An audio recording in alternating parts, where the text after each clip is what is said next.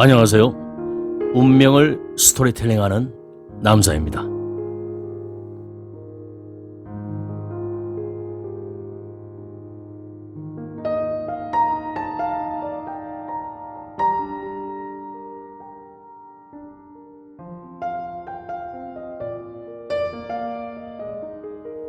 도플갱어 같은 너무나 특별한 두 남자의 운명. 이번에는 마치 도플갱어처럼 살아온 인생이 너무도 닮은 두 경찰관의 사주를 소개하고 필자의 학문적인 관점에서 한번 풀어보고자 합니다. 두 경찰관은 바로 MBC 방송 서프라이즈 740회에 나왔던 전남 순천경찰서 경제팀의 박형수 씨와 이영선 씨입니다. 이들은 경찰에 들어온 지 13년 만인 2009년부터 순천경찰서에서 일하게 될 때까지 이런 사실을 전혀 몰랐는데 1년 후 함께 선거사범 수사를 다녀오면서 돌아오는 차 안에서 둘이 정말 똑같은 인생을 살고 있다는 것을 알게 됐다고 합니다. 이들 모두 음력으로 1970년 9월 29일 오전 6시에 태어났는데 생년월일부터 혈액형, 군 입대 날짜, 신혼여행지, 승진일 등 너무나 많은 인생의 정보가 똑같았다고 합니다. 그래서 먼저 얼마나 많은 것들이 똑같은지 방송에서 언급되었던 내용을 아래에 보기 좋게 정리해 보았습니다. 1. 혈액형이 O형으로 동일. 2. 논산훈련소 입소일도 동일. 3. 경찰 임용일도 동일. 4. 결혼일도 동일. 5. 여수공항에서 같은 비행기를 타고 3박 4일 제주도 신혼여행도 동일. 6. 5살 연하의 A형 부인도 동일. 7. 딸이 2명인 것도 동일. 8. 승진일도 동일. 9. 2014년 아버지가 암으로 사망한 것도 동일. 필자도 이 방송을 상당히 흥미롭게 보았습니다. 왜냐하면 아무리 동일한 사주라 하더라도 서로 다른 환경적인 변수, 즉 출생지역, 가문, 배우자, 직업, 교육, 해외 등으로 인해 이렇게나 똑같은 인생을 살기는 힘든데 그야말로 다른 유례가 없을 만큼 서프라이즈하기 때문입니다. 당사자인 박형수 씨도 이런 기이한 인연이 없을 것 같아 생일, 결혼 기념일을 함께 보낸다라고 이야기할 정도이니 말입니다. 네이버나 다음 등 어떤 인터넷에도 두 사람의 동일한 사주를 사주명리학적으로 풀이한 것을 본 적이 없기에 필자 나름대로 한번 풀어보고자 합니다. 2020년 현재 51세로 먼저 과거와 현재를 풀어보고 앞으로 운이 어떻게 흘러갈지를 알아보기로 하겠습니다. 위의 사주는 일간이 신금으로 섬세하고 날카로운 작은 칼입니다. 천간으로 연에 경금 큰 칼이 있고 시에 신금 작은 칼이 있는 형국입니다.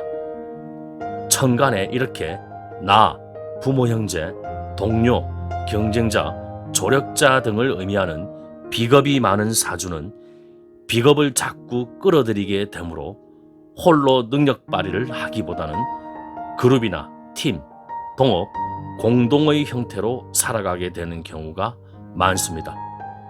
두 사람은 서로 다른 부서에서 경찰 입문 동기로만 알고 있다가 우연히 선거사범 합동수사팀을 하게 되면서 이런 사실들을 알게 되었다고 합니다. 천간월에 정관인 병화가 있으니 조직이나 공직의 통제나 규율 속에 살아갈 가능성이 큽니다. 그리고 병화란 글자 자체는 국가, 권력, 기관을 의미하는 글자이기도 하는데 그 병화를 세 개의 비겁들이 공유하는 형국입니다. 원래 신금일간이 병신합수가 된 사주는 정관하고 합을 한 것으로 처음에는 능력을 발휘하기 어렵지만 금은 물에서 놀기를 좋아하므로 시간이 지날수록 병신합수의 물 안에서 놀 수 있게 됩니다. 다르게 표현하면 윗사람 밑에서 오랫동안 생활해야 자기의 권한이 생기는 것입니다. 여기서는 신금이 두 개이므로 병신합수가 되기는 힘들지만 정관인 병화의 통제를 받는 형국은 변함이 없습니다. 참고로 물상법에서는 관보다 숙살직권이 있냐 없느냐에 따라 공직자가 결정된다고 봅니다. 이 사주는 천간에 금인 경, 신, 신의 토생금을 받고 있으니 금이 강한 사주로 숙살직권 또한 강하므로 물을 만나게 되면 그 숙살직권이 제대로 발휘가 되겠습니다. 그러므로 숙살직권이 강하면서 병화의 통제를 받는 형국이니 공직이면서 국가기관 중의 하나인 경찰관이 된 것이 우연만은 아니다는 것을 알 수 있습니다. 지금부터 얼마나 많은 것들이 똑같은지 방송에서 언급되었던 9가지 내용 중에 나이나 연도까지 밝힌 것들을 사주명리학의 관점에서 한번 살펴보도록 하겠습니다. 1. 두 사람은 모두 기축대운 병자년인 1996년 27세에 경찰로 임용이 되었는데 병자년은 신금 2개가 병화 2개와 병신합수로 정관과 완전하게 합을 하게 되는 시점입니다. 2. 두 사람은 모두 기축대운 김효년인 1999년 4월 5일 30세에 같은 지역인 순천에서 각자 결혼식을 하고 같은 비행기로 제주도 신혼여행을 갔는데 김효년은 원국의 재물과 배우자를 의미하는 글자인 묘목과 동일한 글자인 묘목이 들어오는 시점이며 4월 5일 또한 묘월입니다. 기토 2개가 정제인 간목을 끌어오는 작용도 무관하지 않겠습니다. 3. 두 사람은 모두 신묘대운 계사년인 2013년 44세에 같은 날에 경위로 진급을 하였는데 계사년은 원국의 정관인 사화와 동일한 글자인 사화가 들어오는 시점입니다. 신묘대운도 지지로 칼자루인 묘목이 들어오는데 천간의 비겁들과 다투지 않는 재물 결실이니 능력 발휘에 유리한 시기입니다. 참고로 물상법에서는 2대1 합은 되기 힘들지만 3대1 합은 된다고 보기 때문에 신묘대운의 3개의 신금이 정관인 병화와 합을 하게 되는 병신합수의 작용력도 있다고 볼 수 있겠습니다. 이제 두 사람 사주에서 미래의 흐름을 도출해 보도록 하겠습니다.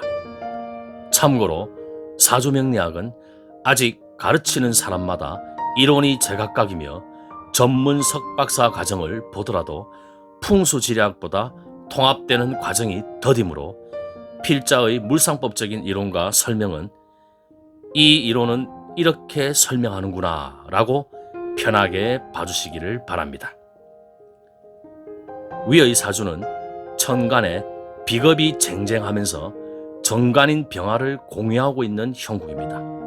그리고 숙살직권을 제대로 발휘하기 위한 식상인 물이 없는데 드디어 임진대운에 큰 물인 임수가 들어옵니다. 임수는 경, 신, 신이 놀 수 있는 물이므로 바쁘게 움직이며 능력 발휘를 이전보다 더욱 잘하게 될 것이라 예상합니다. 인성인 진토 또한 신자진 수국의 개연성이 있는 습토입니다. 특히 명의 승진을 의미하는 정관인 병화가 임수에 아름답게 떠서 명예가 아름다워지는 형국이 되므로 사회적인 명예 또한 올라갈 가능성이 크겠습니다. 원래 비겁이 쟁쟁한 것을 사주명리학에서는 그렇게 좋게 보지 않는데, 물상법에서는 월의 병화가 비겁을 제어하는 역할을 하므로 조직 생활을 유지해야 정관인 병화가 발동되어 비겁이 제어된다고 봅니다. 그러므로 이런 사주가 조직이나 공직을 벗어나 직접 사업을 하게 되면 자칫 재물의 고통을 받을 가능성이 크겠습니다.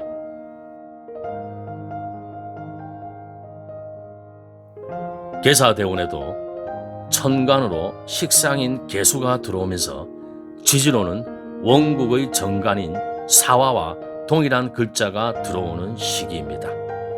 이 시기는 새로운 명의로서 퇴직 후에도 쉬지 않고 조직, 협회, 단체 등에서 명예직으로 살아갈 가능성이 높겠습니다. 입 또한 사사로 2개가 되니 말로서 능력 발휘를 할 가능성도 크겠으며, 인신사회의 사화박기가 2개이니 이리저리 왔다 갔다 하며 몸까지 분주하겠습니다. 특히 64세는 계사대운의 개축년으로 식상이 개개로 입이 사사축으로 3개까지 되므로 이때는 경우회 같은 특정 단체에서 크게 능력 발휘를 할 수도 있겠습니다. 단, 이 시기는 정년퇴직 이후인데 사주팔자와 대운상 조직이나 명예를 위해 살아가지 않고 사업을 하게 되면 역시 재물의 고통을 받을 가능성이 크겠습니다. 두 사람은 이미 MBC 방송 서프라이즈로 세상에 알려지면서 경찰 내의 마스코트처럼 유명세를 탔기 때문에 천간의 신신처럼 두 사람을 떨어뜨려 놓기보다 일부러라도 계속 같이 움직이게 할 가능성이 높을 수 있으니 앞으로 두 사람의 행로를 지켜보는 것도 재미있을 것 같습니다. 이전에 설명했지만 우주는 무질서해 보이는 것 같지만 그 안에 음양오행이란 일정한 원리나 질서가 있다고 보는 것이 동양 철학적인 관점입니다. 그런데 재미있는 건 우주를 뜻하는 서양의 코스모스란 단어 자체도 질서, 법칙이란 의미를 내포하고 있습니다. 필자 개인적으로 두 사람의 사주가 유명한 방송에까지 나온 이유가 운명 또한 우주의 어떠한 원리나 질서가 작동하고 있음을 세상에 암시적으로 보여준 듯한 느낌이 듭니다. 마지막으로 지금 보여드리는 사주팔자들도 필자가 상담했던 공직에 합격했거나 공직을 직업으로 삼은 사람들 중에 일부입니다. 지금까지 설명했던 내용과 숙살주권을 중심으로 한번 살펴보시고 다음에 기회가 된다면 영상을 통해 풀어보도록 하겠습니다.